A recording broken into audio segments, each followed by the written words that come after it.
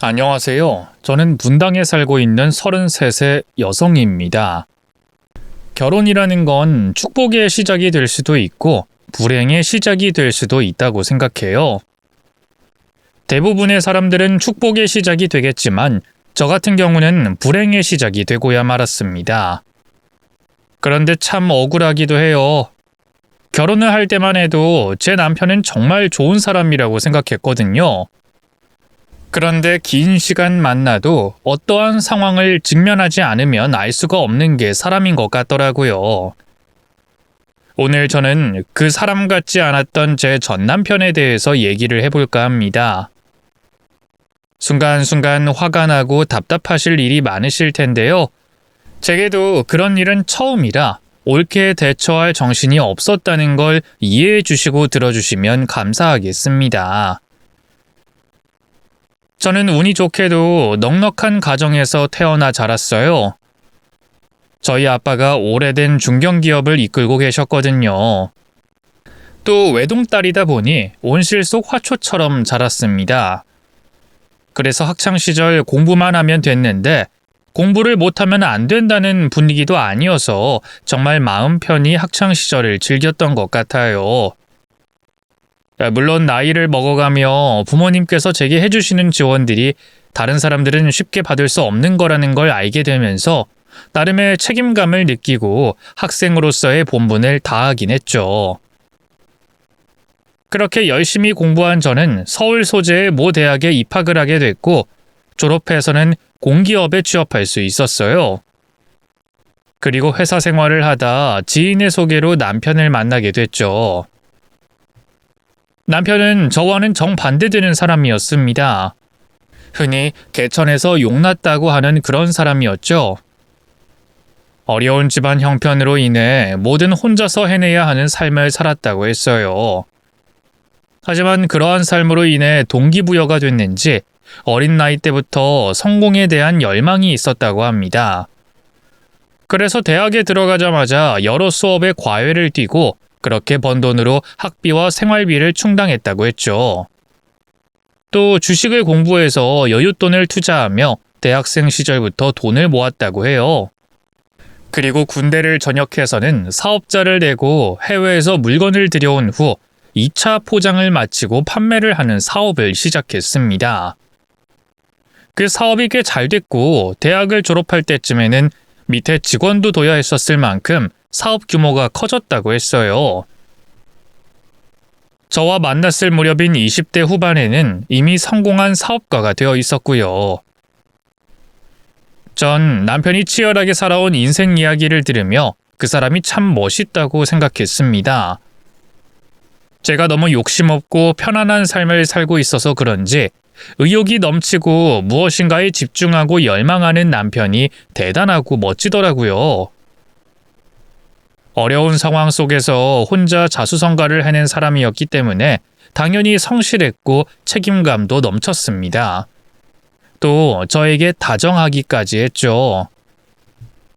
그땐 그 남자가 제 모자란 부분을 채워주고 제가 존경할 수 있는 사람이라고 생각했어요. 그래서 남편과 결혼식을 올리게 됐죠. 우리 두 사람의 결혼식에는 조금의 잡음도 없었기 때문에 저와 남편은 정말 행복하게 잘 살 거라고 생각했습니다. 왜 그 드라마나 영화가 아니더라도 집안 형편의 차이로 인해 갈등을 겪는 집들이 많잖아요. 하지만 저희 결혼식에는 그런 잡음이 조금도 없었어요. 저희 부모님 두 분께서는 제 행복만 바라시던 분들이었기 때문에 남편의 됨됨이만 중요시했지 배경 따위는 전혀 신경 쓰지 않으셨거든요. 오히려 저희 아빠가 사업에 대해 알려주고 대화를 나눌 수 있는 남편이 식구로 들어와서 더 좋아하셨죠. 그렇게 식을 올린 우리 두 사람은 한동안 정말 행복하게 살았고 아이도 낳으며 계속해서 행복을 이어갈 준비를 하고 있었습니다. 그런데 남편의 무리한 사업 확장으로 한번 삐끗했던 사업이 계속된 악재로 휘청거렸고 정말 순식간에 무너져 폐업을 하게 됐어요. 하지만 사업이 잘못됐던 거지 가정까지 피해가 있는 상황은 아니었습니다. 다시 시작하면 됐어요. 그런데 남편은 자기가 쌓아 올린 회사가 순식간에 무너져서 그런지 굉장히 조급해했습니다. 저도 저희 친정 부모님도 절대 조급해하지 말라며 충분히 시간을 갖고 휴식을 취한 뒤 새롭게 시작하는 걸 권했지만 정작 남편은 저희가 한 조언을 듣지 않고 바로 새로운 사업에 뛰어들었죠. 그런데 빨리 원래의 위치로 돌아가야 한다는 조바심 때문인지 남편은 잘 알지도 못하는 음식 가맹점 사업에 뛰어들었어요. 당연히 결과는 좋지 않았죠. 그때부터 살고 있던 집안 환경도 달라지기 시작했고 남편도 변해가기 시작했습니다. 저희 아빠가 도와주겠다는 도움의 손길도 뿌리친 채 계속해서 누가 봐도 무리한 사업을 도전했어요. 그 결과는 또 실패였고요. 결국 그나마 있던 전셋집 보증금까지 다 사업자금으로 날려버리며 월세살이를 해야 됐습니다. 그런데 저는 오히려 그때가 마음이 편하더라고요. 남편이 더 이상 사업할 돈이 없으니 취직을 할 거고 이제부터 열심히 돈을 모아가면 되겠다 싶어서 말이죠. 물론 친정의 도움을 받을 수 있었지만 결혼까지 한 사람들이 부모님 도움을 받는다는 게 너무 창피하고 바라면 안 된다고 생각했습니다. 조금 늦더라도 잘 살진 않더라도 우리 힘으로 천천히 다시 정상적인 삶으로 돌아가면 된다고 생각했죠.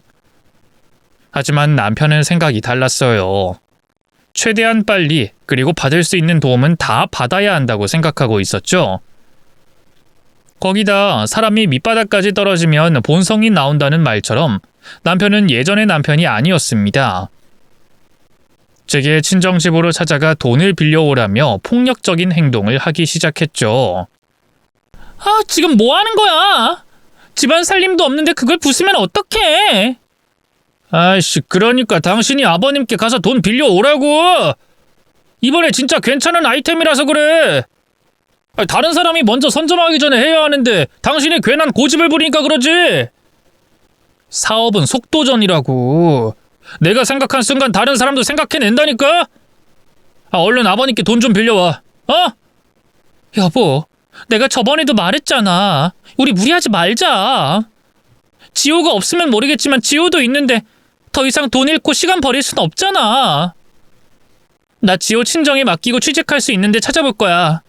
그러니까 당신도 취직해서 월세에서 전세에서. 야이씨, 그걸 지금 말이라고 해? 그렇게 네 생각처럼 될 것 같아? 쥐꼬리만한 그 돈 벌어서 언제 예전처럼 되는데? 왜 쉬운 길이 있는데, 도로가 깔려있는데 왜 고생하려고 해? 헛소리하지 말고 얼른 아버님께 돈 받아와. 아니면 내가 간다. 결국 아빠에게 남편의 사업자금을 손벌리게 됐습니다. 그리고 그 이후로는 제가 나서지 않아도 남편이 아빠를 찾아가서 사업자금을 계속해서 빌려갔어요. 아빠는 사위가 달라는 사업자금을 계속해서 빌려주셨고요. 물론 조언도 해주시고 시작하려는 사업도 들여다봐 주시려고 했지만 남편의 열등감 때문에 다른 도움은 주실 수 없으셨습니다. 아이씨, 돈 있다고 더럽게 유세 떠네. 왜 그래? 아빠가 돈 더 이상 못 빌려주신다고 해? 그렇다고 말을 그렇게 하면 어떡해. 아빠도 할 만큼 했으니까 그러는 거지. 그러니까 이제 취직해서. 뭔 소리 하는 거야? 아버님께 돈 빌렸어. 근데 왜 그런 말을 해? 아버님이 잘 알지도 못하면서 사업을 봐주겠다고 하시잖아. 이제까지 안 그러다 왜 그러시겠어? 내가 이제 못 믿어온 거 아니야. 계속 돈만 빌려가고 사업 실패한다고 날 우습게 보시는 거지. 그거야 당신 생각해서 그러시는 거 아니야. 정말 못 믿었고 우습게 보시면 당신한테 돈을 빌려주시겠어? 그리고 아빠가 사업 관련해서 조언해주면 어떤 식이든 도움 될 거 아니야. 그냥 편하게 얘기 나눠봐.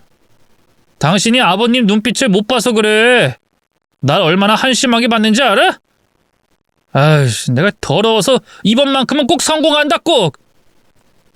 남편이 그렇게까지 말하니 저도 아빠가 남편을 무시할 수도 있겠다고 생각했어요. 솔직히 무시하고 욕을 해도 할 말이 없는 입장이었잖아요. 그동안 빌려간 돈이 있는데. 그래서 아무 말도 안 하고 있었는데 그게 남편의 열등감 때문이라는 걸 나중에 알게 됐습니다. 친정 부모님께서 잘 챙겨 먹기라도 해야 한다며 같이 밥을 먹는 자리를 만드셨는데 진심으로 저희를 걱정해 하시는 아빠의 말을 듣고도 남편이 무시한다고 그러는 거예요. 왜 그래? 속 안 좋아? 아니, 당신 아버님 때문에 기분 나빠서. 아빠? 왜? 아빠가 뭘 했다고? 표현은 다 안 하셨지만 우리 엄청나게 걱정하셨잖아. 또 당신 회사로 들어와도 된다면서 도움 주시려고 했고. 우리 아빠 나한테도 회사 들어올 거면 면접 치르고 정정당당하게 입사하라고 했어.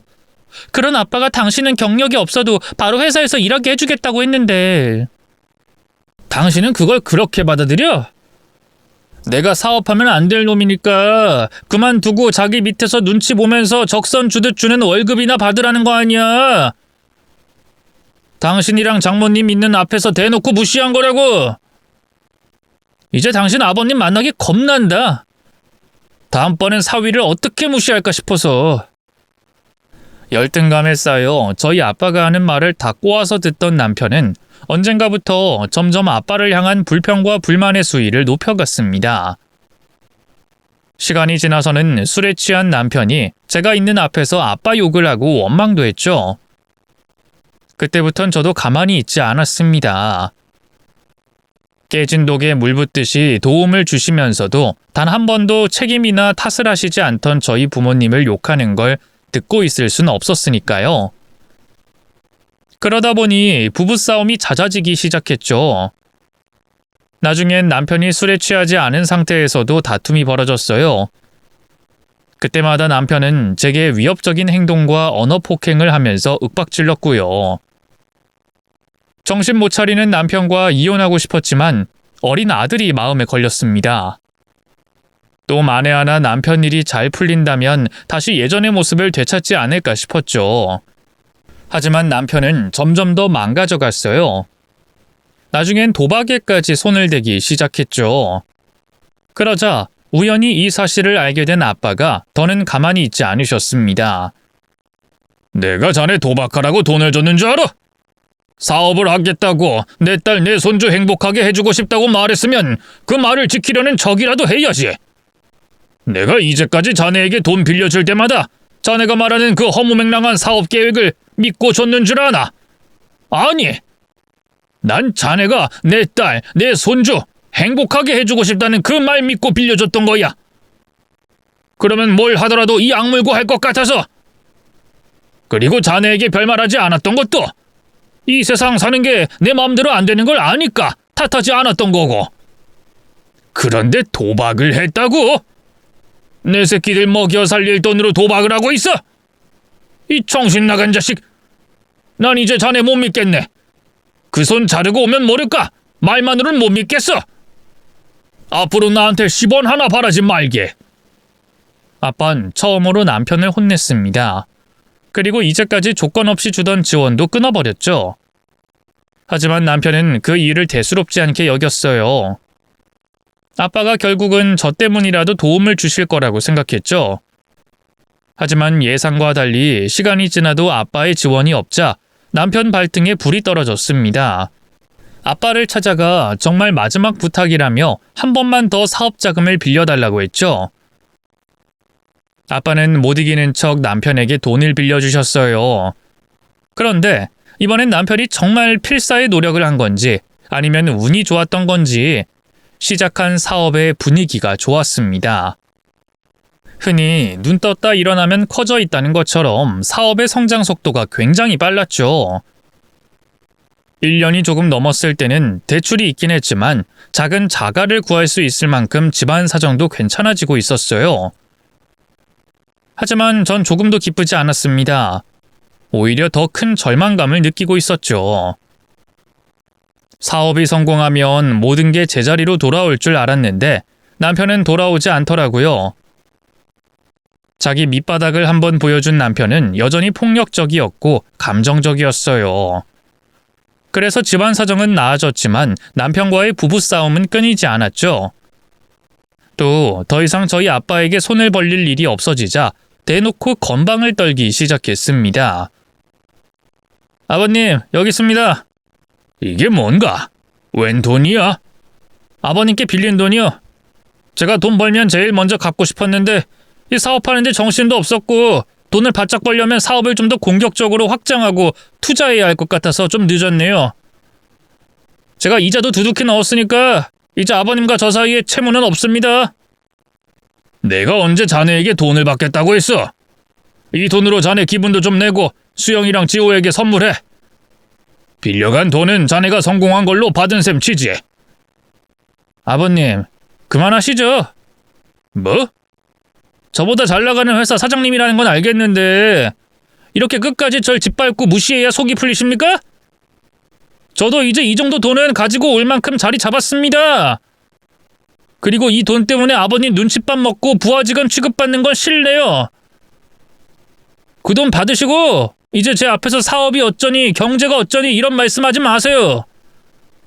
제가 그동안 이 돈 때문에 꽁꽁 묶여서 말을 못했는데 제가 보기엔 시대 잘 타고 태어나 자리 잡은 사업으로 발전도 없고 매출에만 급급해하는 회사 사장님으로 보이니까 저처럼 진짜 사업가에게 쓸데없는 말씀하지 말라고요.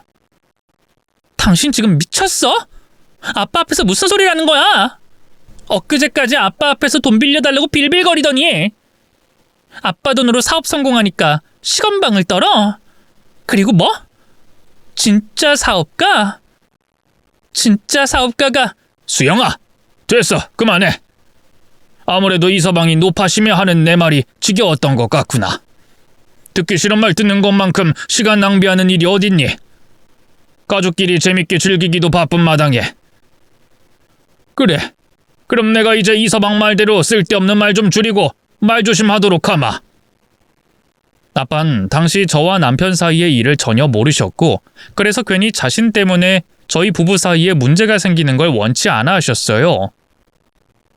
아빤 사위인 남편이 시건방지게 나오더라도 웃고 받아들이면서 넘기려고 하셨죠. 수영아, 너 집에 가면서 이서방한테 뭐라고 하지 마라. 밖에서 사업이 잘 되고 있다 보니 가끔은 자신감이 넘쳐서 실수도 할 수 있는 거야. 그것도 사업하면서 풍파 겪으면 자연스럽게 뭘 잘못했는지 알게 된다. 그리고 저 나이 땐 그런 자신감이 사업 동력이 되기도 하고. 너희 그 고생하다 이제 좀 숨통 트였는데 나 때문에 싸워서 되겠니? 아빠는 너희가 행복하면 됐으니까 이서방 행동 문제 삼지 말고 잘 지내. 이서방이 정말 선을 넘으면 그땐 내가 혼낼 테니. 하지만 예전의 모습으로 돌아올 생각이 없는 남편의 모습을 보면서 저는 점점 더 남편과 이혼을 해야겠다는 생각이 뚜렷해지고 있었습니다.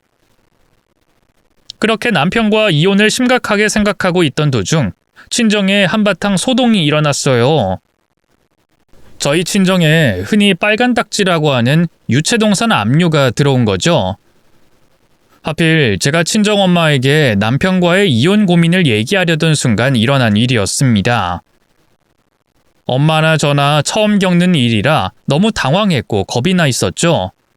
그래서 급히 아빠에게 전화를 했는데 아빠는 저희를 안심시키려고 그러시는 건지 아니면 정말 큰일이 아닌 건지 우선은 진정하고 걱정하지 말란 말씀을 하셨습니다.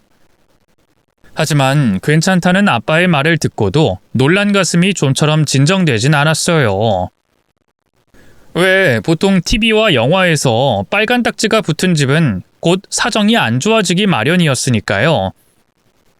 거기다 지금 제 상황도 남편과의 이혼을 고민하고 있었으니 더 불안하고 초조할 수밖에 없었죠. 그런데 저희 엄마는 아빠를 믿으시고는 금방 진정이 되셨습니다. 불안해하는 저를 진정시켜 주시고는 제게 아무 걱정하지 말고 집으로 돌아가 쉬고 있으라는 말씀을 하셨죠. 전 엄마가 자신도 불안해하시면서 자식인 저를 안심시켜 주려고 애써 괜찮은 척을 한다고 생각했고 혼자보다는 둘이 있는 게 나을 것 같아 제가 엄마의 곁을 지키려고 했습니다. 하지만 엄마는 정말 괜찮다며 아주 편안한 모습을 보이셨어요. 아빠가 언제 자기가 뱉은 말을 못 지킨 적이 있냐며 분명 아무 일도 아닐 거라고 말씀하셨죠. 확신에 찬 엄마의 모습을 보자 안절부절 못하는 제가 친정에 있는 게 더 도움이 안 될 것 같았습니다. 곧 아빠가 오신다고 하니 제가 집으로 가는 게 낫겠다 싶었죠. 그렇게 저는 집으로 돌아가게 됐어요. 하지만 집으로 돌아와서도 불안한 마음은 어쩔 수가 없었죠. 혹시 제가 도울 방법은 없는지, 정말 큰일은 아닌지 혼자서 찾아보고 있었습니다. 그러다 남편이 퇴근해서 집으로 들어왔어요. 저는 퇴근한 남편에게 낮에 있었던 친정 얘기를 했고요. 남편과 이혼을 심각하게 고민하고 있었지만 상황이 상황이다 보니 남편에게 의지를 할 수밖에 없었습니다. 또 남편이 저희 아빠에게 받은 도움이 있으니까 혹시 도움을 줄 수 있지 않을까 싶어서 친정집에 빨간 딱지가 붙은 이야기를 하게 됐죠. 여보, 어떡해? 우리 집에 빨간 딱지가 붙었어. 왜 그 TV에서 본 빨간 딱지 있잖아. 그게 붙었다고. 이거 큰일 아닌 거 맞아? 인터넷에 찾아보니까 말이 다 달라서 큰일인지 아니면 괜찮은지 모르겠어. 아빠는 괜찮다고 하는데 우리 걱정시키지 않으려고 하는 말이면 어떡하지? 이제 막 집에 들어온 사람한테 다짜고짜 뭐라는 거야? 좀 알아듣게 말해. 빨간 딱지? 그 앞니할 때 쓰는 그 빨간 딱지 말하는 거야? 그게 당신 아버님 집에 왜 붙어? 나도 모르지.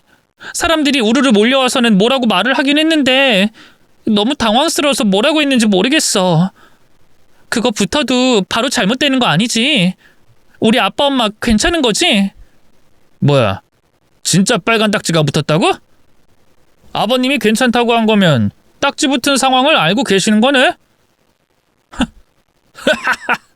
뭐야, 그럼 당신 아버지 망한 거잖아. 망한 거 맞지? 당신 지금 내가 농담하는 줄 알아? 심각한 상황인데 웃긴 왜 웃어? 지금 내가 하는 말 다 진짜라고. 그러니까 진짜 당신 아버님이 망한 거 아니야. 이야, 나한테 그렇게 뭐라고 하더니 빨간 딱지가 붙어? 나한테 훈계질 그렇게 해놓고는 자기 사업은 망하고 있던 중이었다고? 진짜 가짜나서. 뭐? 당신 미쳤어? 무슨 말을 그따위로 해? 당신 아내야 아버지야. 당신 장인어른이라고. 우리 아빠가 당신 도와줬던 게 몇 번인데 그딴 말을 하고 있어. 그리고 당신이 정신 못 차리고 있으니까 한 말 아니야. 당신 정신 차리라고. 그럼 고맙게 생각해야지. 어디서 말을 함부로 하고 있어? 아이씨, 겁나 떽떽거리네. 내가 당신한테 여러 번 말했잖아. 그때 내 자존심이 얼마나 구겨졌는지. 내가 평생 이런 날 오길 기다리고 있었는데 역시 하늘이 날 돕나 보다. 어떻게 내가 딱 상승세를 타고 있을 때 당신 아버지가 망하냐? 내가 다른 건 몰라도 천우는 타고났어. 잠깐, 내가 이러고 있을 게 아니지? 당장 그 집 가서 내가 당했던 수모를 갚아줘야지. 그놈의 영감탱이 내가 진짜 찍소리도 못하게 해줘야지. 제 남편은 미친놈이었어요. 인간 쓰레기의 말종의 갱생이라고는 절대 안 될 것 같은 미친놈이었죠. 그걸 전부터 알고 있었지만 그날 그 순간에 너무나도 뼈저리고 정확히 알게 됐습니다. 남편 놈이 미운 건 당연했고 그런 놈과 결혼해 지금까지 살고 있었던 저까지 미워지더라고요. 아무리 내 새끼 앞날을 위해 고민하고 있었다 하지만 뭐 저런 쓰레기 같은 놈을 두고 이혼을 고민했었나 싶어서 말이죠. 그래서 그 즉시 남편 놈에게 이혼을 통보하고 친정을 가려고 했는데 제가 말을 꺼내기도 전에 남편이 집 밖으로 나갔습니다. 말하는 걸 들어보니 제 친정으로 가는 것 같았는데 무슨 짓을 하려는 건지 집안에 있던 몽둥이까지 들고서는 집 밖으로 쏜살같이 나갔죠. 남편이 집 밖을 나가자마자 우선 저도 아이를 데리고 친정으로 갔어요. 그런데 남편이 차를 타고 갔기 때문에 저는 어쩔 수 없이 택시를 잡아야 했고 남편보다는 뒤처질 수밖에 없었죠. 그래서 불안했습니다. 남편 저 미친놈이 혹시 저희 아빠와 엄마에게 무슨 짓을 할까봐 불안해하고 있었죠. 그러면서도 아무것도 모르는 아이에게 불안한 마음을 티내지 않으려고 했어요. 마음속으로만 제발 아무 일도 없길 기도하면서 친정으로 향했죠. 그렇게 40분 정도 달려 친정에 도착할 수 있었고 우선은 친정 엄마에게 전화를 걸었습니다. 부모님 모두 괜찮은지 확인도 할 겸 제가 친정으로 들어가 남편을 상대하는 동안 제 아이를 엄마께 맡길 겸 연락을 했던 거죠. 다행히 엄마는 제 전화를 바로 받으셨고 제가 걱정했던 일은 발생하지 않은 것 같았어요. 다만 남편이 무슨 짓을 하긴 했는지 좀처럼 흥분하지 않는 친정엄마도 흥분을 한 상태였죠. 저는 엄마에게 집 밖으로 나와 지호를 봐달라고 말씀드렸습니다. 그리고 밖으로 나온 엄마에게 지호를 맡기고 곧장 친정집으로 들어갔죠. 그랬더니 친정집 현관을 들어서기 전부터 남편의 고성이 들려왔어요. 그러니까 자기 앞가림도 제대로 못하면서 누굴 가르치고 누굴 훈계한다는 거냐고요? 이게 뭐예요 이게? 전 살면서 처음 봤습니다. 이 빨간 딱지 영화에서나 봤지 실제로는 처음 봤다고요. 이런데 저보고 뭐 사업이 어쩌고 정신을 어쩌고 말할 자격이 된다고 생각하세요? 지금 장인어른이 직면한 상황을 보세요. 당장 이 큰 집, 좋은 가구들 전부 날아가게 생겼는데 제게 훈계할 자격이 있는 것 같냐고요. 저 보세요 저. 전 망해도 이렇게까지 망하지 않았습니다.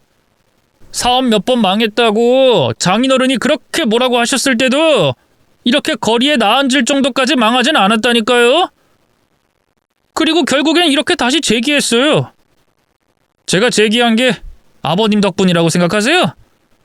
돈 몇 푼 빌려줬기 때문에 제가 다시 성공할 수 있었다고 생각하시냐고요. 아니라는 거 아시죠? 사업이 돈이나 인맥으로 되는 건 아니라는 거. 설령 돈과 인맥이 갖춰졌다고 해도 그것도 능력이 없으면 안 된다는 거 누구보다 잘 아시죠? 제가 그런 놈이에요. 그런데 그런 사람 면전에 말을 그렇게 하세요? 자긴 이렇게 망해놓고? 자네 아까부터 말이 좀 심한데 뭐 술이라도 먹고 왔나? 아니면 우리 집에 빨간 딱지 붙었다는 말 듣고 예전 일이 분해서 날 찾아온 거야? 그때 분했던 마음 내게 풀려고. 만약 그렇다면 내가 오늘은 받아줄 테니까 딱 이 자리에서 풀고 가게. 대신 딱 오늘까지만이야. 또 우리 수영이한테 오늘 있었던 일 비밀이고. 알겠나? 장인어른, 뭘 믿고 그렇게 자신 있는 겁니까? 꼴의 장인이라고 또 사위 앞이라고 힘든 모습 못 보이겠다는 거예요? 아니면 뭐 내 앞에서는 그런 모습 안 보이겠다는 겁니까? 지금 장인어른 그렇게 괜찮은 척 나올 상황 아니에요. 지금 눈앞을 보세요. 온 사방에 빨간 딱지 붙은 거 안 보이세요? 혹시 제가 제기한 이야기를 듣고 희망이 생겨서 장인어른도 가능하다고 생각하는 거예요? 그 나이에? 그래 뭐 나이야 숫자에 불과하다 쳐요. 그럼 무슨 미천으로 제기할 건데요? 혹시 저한테 기댈 생각하는 건 아니죠? 저 요즘 돈이 좀 튀기는 하는데 뭐 그렇다고 장인어른 도와줄 돈은 없어요. 내가 도와줄 기대하지 말라고요. 장인어른, 내가 확실히 말해두려고 하는데 나 장인어른 도와줄 생각도 돈도 없으니까 사업 미천이든 집 구할 돈이든 돈 얘기 꺼내면 아주 그냥 이 몽둥이로 찜질당할 줄 알아요. 알겠어요? 남편 놈은 위기에 직면한 아빠를 조롱하고 있었어요. 누가 들어도 장인과 사위 간의 대화라고 생각할 수 없을 정도로 무례하게 행동하면서 말이죠.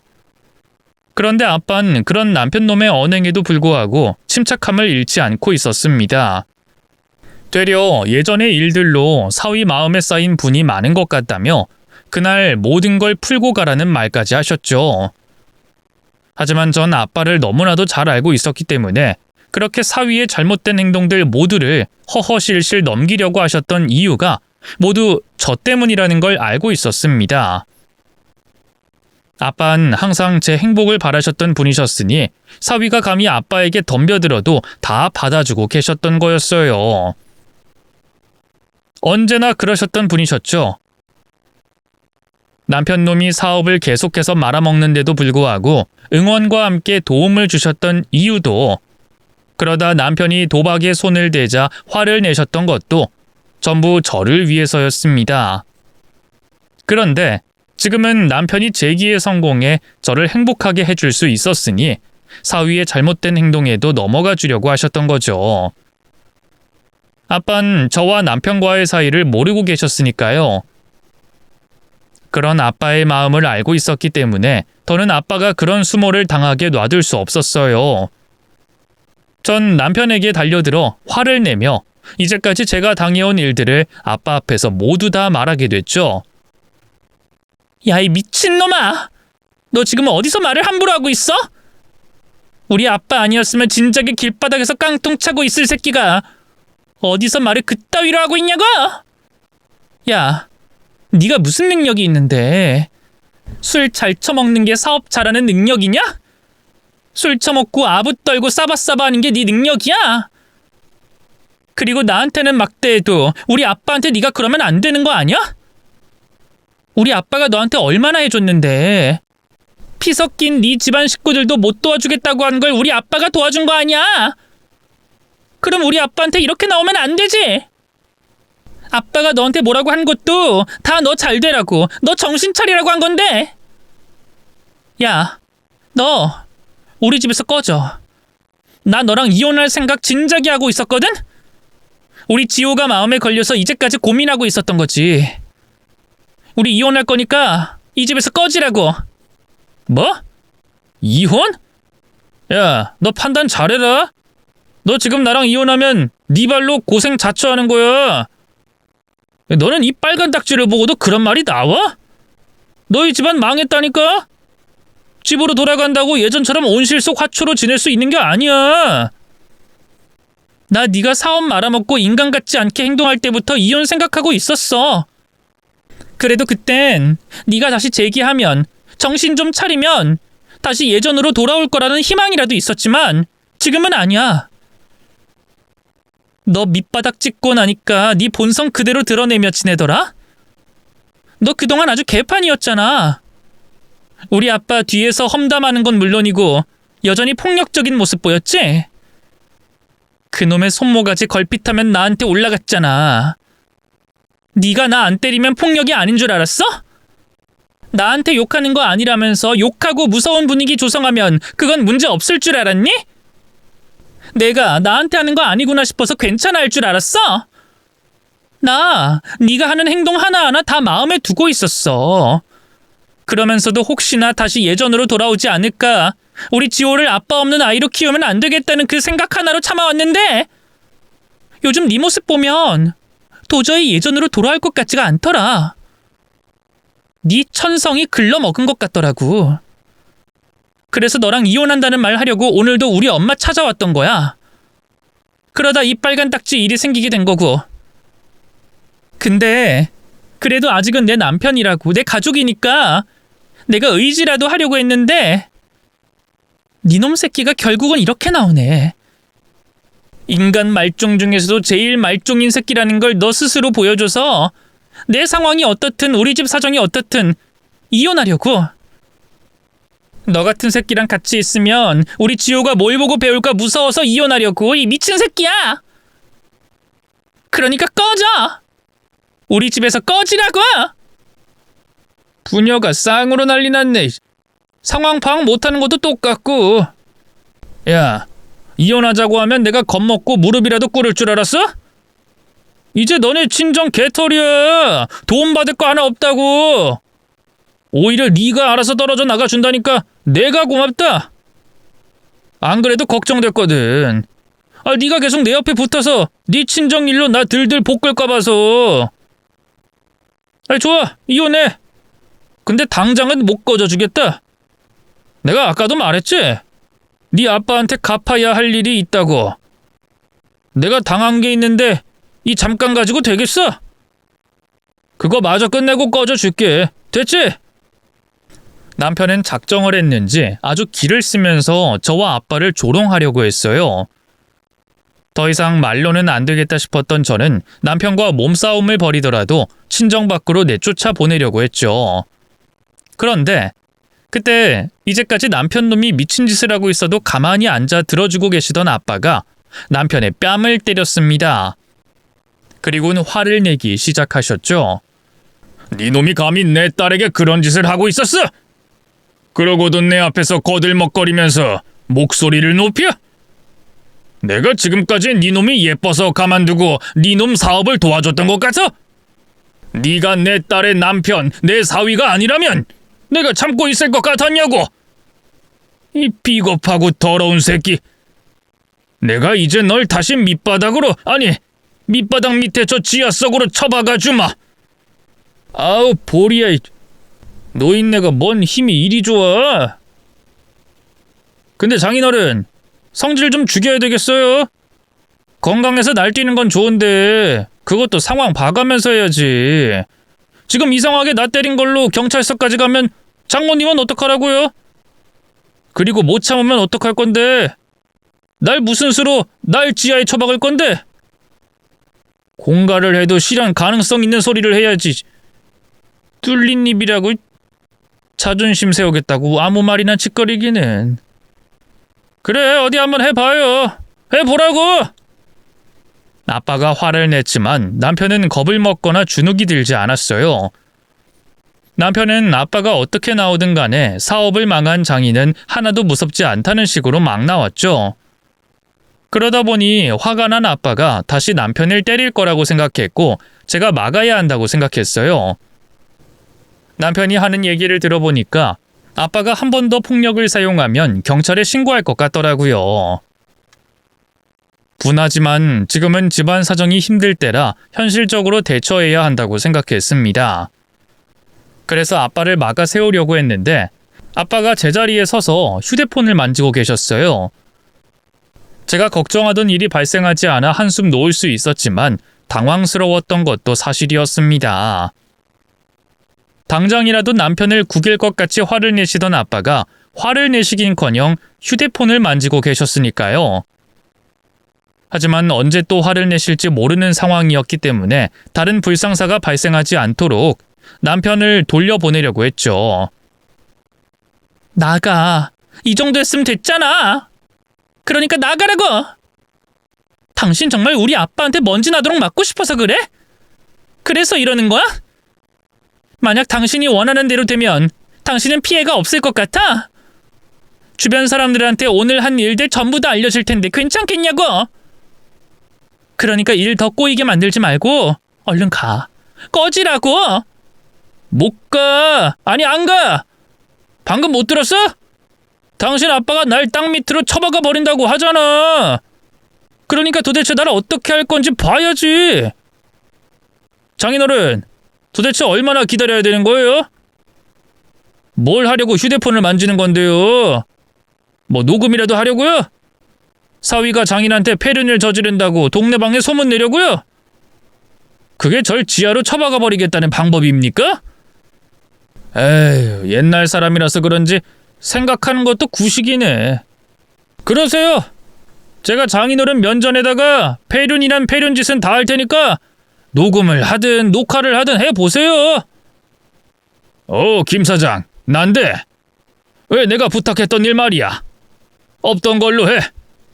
내가 나중에 만나서 무슨 일인지 다 말할 테니까 우선은 묻지 말고 없던 일로 하자고.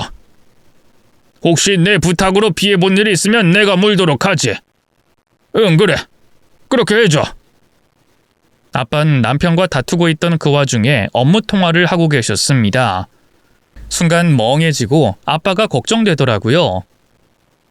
연달아 벌어진 너무 큰 충격에 아빠는 정신건강에 무슨 일이 있나 싶어서 말이죠. 그런데 당황스러워한 건 저뿐만이 아니었어요. 아빠를 조롱하고 있던 남편도 놀라서는 당황스러워하고 있었죠. 하지만 놀라고 있는 저희 반응과 상관없이 아빠는 계속해서 다른 사람과 통화를 하며 업무 대화를 나누셨습니다. 그런 아빠의 기행은 여러 통 계속됐어요. 나야. 그 받아야 할 돈 미룬 거 어떻게 됐어? 아직이지? 이제 그럴 필요 없으니까 무조건 대납하라고 해. 그쪽 사정이 어떻든 간에 신경 쓰지 말고 무조건 내놓으라고 하라고. 어차피 그거 대납 날짜는 한참 전에 지났을 거 아니야. 어? 나 이제 신경 쓰지 말고 원칙대로 하자고. 상환 못했으면 내놓으라고 닥달해야지. 그래도 못 내놓으면 가압류 걸어버리고. 이 대표 그동안 무리한 내 부탁 들어주느라 고마웠어. 내가 이 대표에게 받은 도움 꼭 갚을 테니 이제 앞으로 그만 도와줘도 돼. 이제 뭐든 원칙대로 하자고. 가뜩이나 요즘 경제도 안 좋은데 가망 없는 곳에 돈을 써서 되나? 응, 그럼 내가 다음에 또 연락하지. 고마워. 아빠, 괜찮으세요? 지금 무슨 상황인지 아시겠어요? 그래. 수영이 네가 보기에 아빠가 이상하게 보이겠구나. 아빠 괜찮아. 지금 저는 박살내는 중이니까 너무 걱정하지 마라. 잠깐만 기다려봐. 아직 전화할 곳이 더 남은 것 같거든. 아빠는 멀쩡해 보이셨어요. 하지만 제 물음에 돌아오는 대답은 알 수 없는 내용이었죠. 그런데 아빠가 말씀하신 내용 중에 박살내고 있다는 부분이 남편에게 거슬렸는지 남편이 시비를 걸어왔습니다. 뭐? 날 박살내는 중이라고? 장인어른, 진짜 미치기라도 한 겁니까? 내가 이렇게 멀쩡히 있는데 뭘 박살냈다는 거예요? 나한테 욕 들어먹기 싫으니까 괜히 딴청 피우면서 내 흥분 가라앉기를 기다리는 것 같은데 개수작 부리지 말고 이리 와요. 나한테 욕먹고 빨리 끝냅시다. 이렇게 시간을 끈다고 잠깐만요. 뭐야, 또 전화야? 아까부터 왜 계속 전화를 해오는 거야? 사람 바빠 죽겠구만. 아이씨. 예, 사장님. 제가 잠깐 급한 일을 보고 있어서 전화 온 걸 확인 못했습니다. 근데 어쩐 일로... 네? 지금요? 아니, 그거 저희 쪽 물건 들어올 때까지 밀어주시기로 네? 그래도 사장님, 약속을 하시고 이렇게 말을 바꾸시면... 네? 아니요. 물론 저희 쪽이 잘못한 거죠. 근데 저번에 말씀하셨을 때는 이해해 주시겠다고 말씀하셨다가 이렇게 말씀을 바꾸시니 제가 좀 당황스러워서요. 그리고 제가 사장님 믿고 좀 여유 있게 공장에 오더를 넣었거든요. 그래서 바로는 힘들 것 같은데. 저 잠시만요. 제가 방법이 있나 공장 쪽에 통화 좀 하고 연락드리겠습니다. 나 정말 갑자기 왜 이러는 거야? 진짜 미치겠네. 저기 오늘 내가 일이 좀 있어서 이쯤 하겠는데 만약 나랑 당신 딸이랑 이혼하는 데 있어서 또 끼어들거나 혼수두면 그땐 나한테 제대로 개무시당하게 될 줄 알고 있어요. 알겠어요? 왜? 돈 빌린 곳에서 빨리 대금 상환하라고 해? 상환 빨리 안 하면 압류 걸겠다는 말은 안 하든. 그리고 공장에 전화해도 소용없을 건데. 아마 통화하면 더는 생산 못하겠다는 말만 듣게 될걸.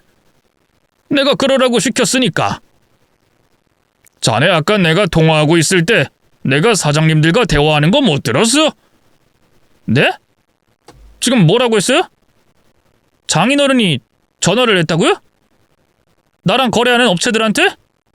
나 참 무슨 개풀 뜯어먹고 있는 소리를 하고 있어. 장인어른, 진짜 나한테 혼나보고 싶어서 사람 성질 건듭니까? 사업해서 돌아가는 분위기 좀 안다고 자기가 한 것처럼 말해요? 내 옆에서 통화 엿들은 거 뻔히 다 아는데 내가 속겠냐고요? 이 대표가 내 말은 끝까지 안 했나 보네. 못 믿겠다면 방금 통화한다던 공장에 전화해서 물어봐. 뭐라고 하든 왜 그러냐고 물어보라고. 그리고 누구 때문에 이러는지도 물어보고. 아니다. 그냥 내가 사장님들께 전화를 걸어서 자네에게 확인시켜줄까? 그 사장님들 성품이 착하신 분들이라 내가 시켰다고 말하지 못할 분들인데. 어디 공장에 전화하려고 했나? 가산면에 있는 최 사장님? 아니면 광주 초월 쪽 김 사장님이야? 그것도 아니라면... 뭐야? 그걸 다 어떻게 알아? 혹시 나한테 들러붙으려고 벌써 뒷조사까지 다 한 거야? 저 멍청한 놈은 내가 답을 거의 다 알려줘도 맞추질 못하네. 야, 이 비겁하고 멍청한 새끼야. 내가 네 거래처, 투자처, 유통 쪽 사장님들 어떻게 다 알고 있겠냐? 네 놈 사업이 어떻게 술술 풀렸을 것 같아? 너 진짜 그 모든 게 네 능력 덕분이라고 생각한 거야? 니놈은 그렇게 자기 객관화가 안 돼. 능력이라곤 쥐뿔도 없는 자식 주제. 니놈 사업하는데 관련된 업체들 전부에게 전화를 돌려봐. 그 업체 중에 나랑 관련이 없는 사람이 있나 없나 확인해 보라고. 그리고 누구 덕분에 일이 그렇게 슬슬 풀게 된 건지도 물어보고. 자네 능력이나 노력 때문이라고 말하는 사람은 단 한 사람도 없을 거야. 다 장인 잘 둔 덕분에 그만큼 성공한 거라고 말하겠지. 이래도 못 알아듣겠어? 니놈이 알아들을 수 있게 쉽게 설명해 줄까? 지금 니놈이 하는 사업, 처음부터 끝까지 사업 자금부터 투자처, 제조 공장, 유통업체 등등 전부 다 내가 직접 다 끌어다 연결시켜 준 거야. 그러니까 니놈 능력이 좋아서 운이 좋아서 사업이 잘 된 게 아니라 내가 내 돈, 내 인맥 들여가면서 업체 사장님들께 사정하고 부탁해서 지금 그 회사가 있는 거라고.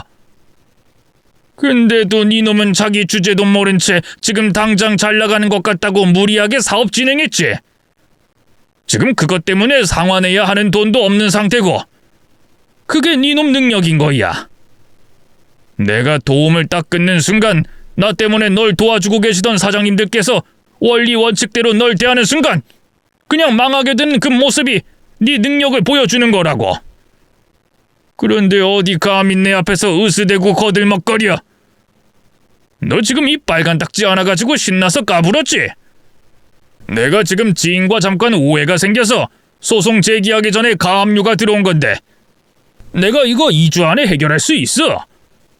2주 뒤에 이 가압류 딱지 이 집에서 없어질 거라고. 그리고 니놈이 예상한 것과 달리 앞으로도 떵떵거리며 잘 살 거야. 어디 한번 니놈과 내기해봐. 남편은 뭔가가 잘못되어 가고 있음을 느끼면서도 현실을 부정하고 싶어하는 모습이었어요.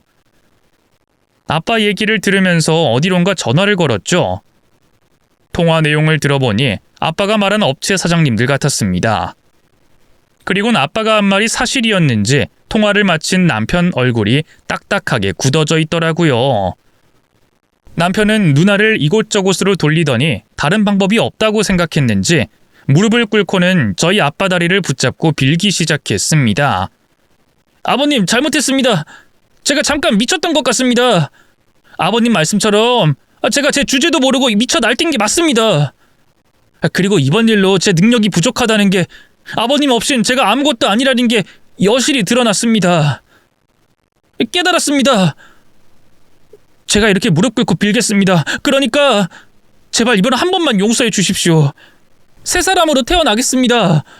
앞으로 겸손하게 아버님 밑에서 평생 배우면서 살겠습니다. 장인 되는 사람 앞에서 그런 짓거리까지 해놓고 용서를 해달라고? 니놈이 오늘 말고도 내게 한 짓거리들이 한가득인데 겨우 그 정도 말로 이제까지 지은 죄값이 해결될 것 같아? 그리고 니놈이 정말 멍청한 게 아직도 내가 화를 낸 결정적인 이유를 모르고 있잖아. 내가 이전에도 그렇고 오늘도 니놈이 내게 함부로 나온다고 뭐라 했냐? 난 오늘도 더 해보라고 했어. 니놈 속이 풀릴 때까지 더 하라고. 내가 화를 내기 시작한 건 니놈이 내 딸에게 한 짓을 알고 나서지. 내가 다른 건 다 참을 수 있어도 내 딸에게 몹쓸 짓 하는 건 못 참아. 내가 망나니 같은 이놈 새끼가 정신 못 차리고 있을 때도 우리 딸 생각해서 참았던 거지. 니놈 새끼가 예뻐서 참았던 게 아니라고. 감히 내 딸에게 손을 올리고 위협해? 감히 내 딸을 힘들게 만들어? 내가 무슨 일이 있어도 니놈은 지하 밑바닥까지 처박아 둘 거야. 그리고 절대로 양지에는 못 올라오도록 질근질근 짓밟아주지. 아버님, 정말 잘못했습니다. 진짜 정신 차리겠습니다. 수영이에게 사과하고 앞으로는 수영이가 이 세상에서 가장 행복한 여자가 될 수 있게 노력하겠습니다. 아니, 그렇게 제가 만들겠습니다. 그러니 제발 용서해 주세요. 아니, 내가 니놈 본 모습을 봤는데 또 속을 것 같아? 우리 수영이 데려갈 때도 그 비슷한 말을 했는데 내가 믿을 것 같냐고. 니놈 인생은 이제 망했고 난 구원해줄 생각 없으니까 당장 꺼지게. 아빠가 용서는 없다며 딱 잘라 말씀하시자 남편은 모든 것을 체념한 듯한 표정을 지었습니다. 그러다 저를 쳐다보더니 아직 기회가 있다고 생각했는지 얼굴이 밝아지며 제 앞으로 기어왔어요. 그리곤 제 마음을 돌려보겠다며 사과했죠. 여보, 내가 미안해. 제발 나 용서해 주라. 당신이 말했잖아. 내가 예전으로 돌아오길 바랬다고. 나 당신이 사랑했던 그 남자로 돌아갈 거야. 그러니까 제발 용서해 줘. 우리 이렇게 이혼하면 안 되지. 지호, 우리 지호를 생각해서도 이러면 안 돼. 내가 앞으로 정말 잘할게. 당신한테도 아버님과 어머님께도. 그러니까 제발 이번을 마지막으로 딱 한 번만 날 용서해 주라. 어? 미친놈. 네 사업 망하기 일보 직전이니까 태도 바뀌는 거 봐라. 어떻게 넌 끝까지 비겁하고 찌질하냐? 아이 미친놈이더라도 줏대 있는 미친놈으로 살지 그랬어. 그럼 덜 역겨웠을 거 아니야. 그리고 갑자기 우리 지호 얘기는 왜 꺼내? 아까는 지호 생각 하나도 안 하더니. 너 같은 새끼 밑에서 자라면 보고 배울 게 전부 다 쓰레기 같은 것뿐이라 이혼하는 게 나아. 나도 너 같은 놈과는 두 번 다시 살고 싶지 않고. 그러니까 사업 살려보겠다고 애쓰지 말고 그냥 꺼져. 아니면 너 또 나랑 우리 아빠한테 수모당한다? 너 그런 거 못 견뎌 하잖아. 열등감에 찌들어 있는 비겁한 놈이라서. 꺼져. 경찰에 신고하기 전에 꺼지라고! 당연히 저도 남편의 사과를 거절하고 다시 한 번 더 이혼의 의사를 밝혔습니다. 그럼에도 남편은 포기를 하지 않고 제 마음을 돌려보려고 했지만 아빠와 제가 화를 내고 위협하며 남편을 내쫓으려고 하자 남편은 친정집을 도망치듯이 나가게 됐죠. 이후 저는 집으로 돌아가지 않고 그대로 친정에서 머물며 남편과 이혼 소송을 시작했어요. 남편은 어떻게든 제 마음을 되돌려보려고 또 이혼 소송을 취하해 보려고 했지만 결국은 이혼 소송이 시작됐고 제가 승소하게 되며 아이의 친권과 양육권까지 가져가게 됐죠. 제가 남편과 이혼 소송을 하는 동안 물심양면으로 도움을 주셨던 아빠는 남편을 짓밟는 일에도 최선을 다하셨습니다. 우선 남편이 하던 사업은 아예 망해버렸어요. 밀린 대금으로 가압류가 들어오고 재고로 남은 제품들은 거래하던 업체에서 가져가지 않으니 빚만 쌓이게 됐죠. 결국 저와 이혼하고 난 뒤 곧바로 파산 신청을 했어요. 하지만 아빠는 파산 신청 후 근근히 사는 모습도 놔둘 수 없다며 업체 사장님들이 가지고 있는 채권을 사들여 그걸 또 채권 추심 업체에 넘겼어요. 당연히 정상적인 채권 추심 업체는 아니고 약간 불법적인 일을 하는 곳에다가 넘기셨죠. 다들 아시죠? 예전에 사람 정상적으로 못 살게 괴롭히면서 빚받으러 다니는 사람들. 요즘은 그 정도까지는 아니라고 하던데 그래도 정상적인 곳들보다는 행동으로 움직이는 곳인 것 같더라고요. 그러다 보니 빚 갚는 게 우선이 돼서 그런지 제 전남편은 아주 엉망으로 살고 있습니다. 딱 저희 아빠가 말씀하신 그대로 됐죠. 그리고 전 오늘 이 이야기를 끝으로 더는 제 전남편과 있었던 일을 생각도 언급도 안 하려고 해요. 이제 완전히 저에게 없었던 일로 덮어두고 아들과 함께하는 제 인생을 살려고요. 혹시 저희 아빠와 제가 제 전남편에게 한 행동이 너무하다고 생각하신 분들은 그렇게 생각하지 말라고 말씀드릴게요. 시간이 지나 제가 전부 생각나지 않은 일들이 많아서 그렇지 그 인간 정말 쓰레기 같았거든요. 옹호나 동정을 조금도 받을 수 없을 만큼 말이에요. 그럼 제 이야기는 이쯤 마치게 했고요. 전 이제부터 새로운 인생 잘 살아보겠습니다. 제 인생 이야기 들어주셔서 감사합니다. 다들 건강하시고 한 해 마무리 잘 하시길 바라겠습니다.